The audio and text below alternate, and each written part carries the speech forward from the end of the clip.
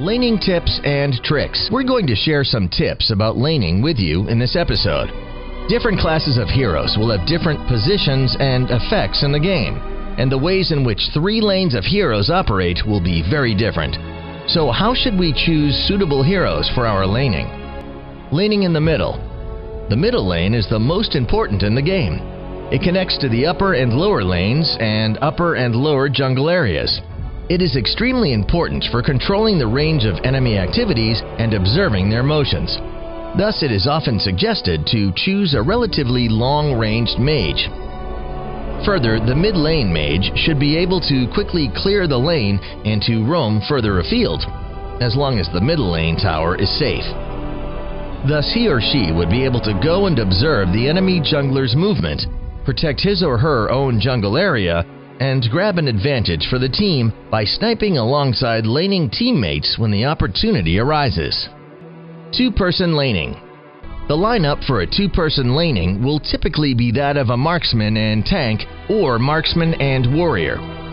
At the start of the game, the tank will need to help the marksman get the might buff at the first available opportunity to boost their marksman's damage. They can also use the buff to take first blood after making it back to the bottom quickly. 2 people laning can roam about and observe more around Abyssal Dragon or Dark Slayer, provided they have the upper hand in the laning. As soon as they discover that the enemy is attacking these monsters, they should send out a message asking teammates to go and help, in order to get the essential buff and avoid the enemy taking it. This will prevent the enemy from opening up a financial advantage over you in the early stages of the laning. Single-person laning.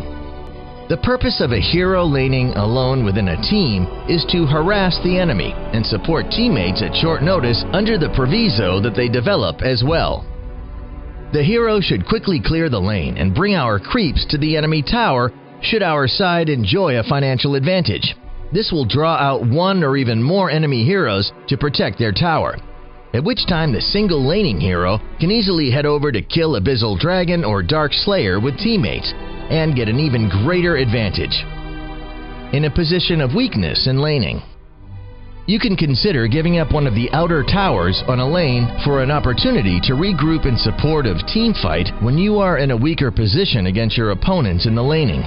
The potential for victory in the team battle will be greatly increased with a numerical superiority, which will give you a money edge and which will make up for the loss of the tower. These are some common laning tips in the game. Of course, the pace of battle can move very fast, and only your on-the-spot judgments and responses will be able to gain final victory for the team.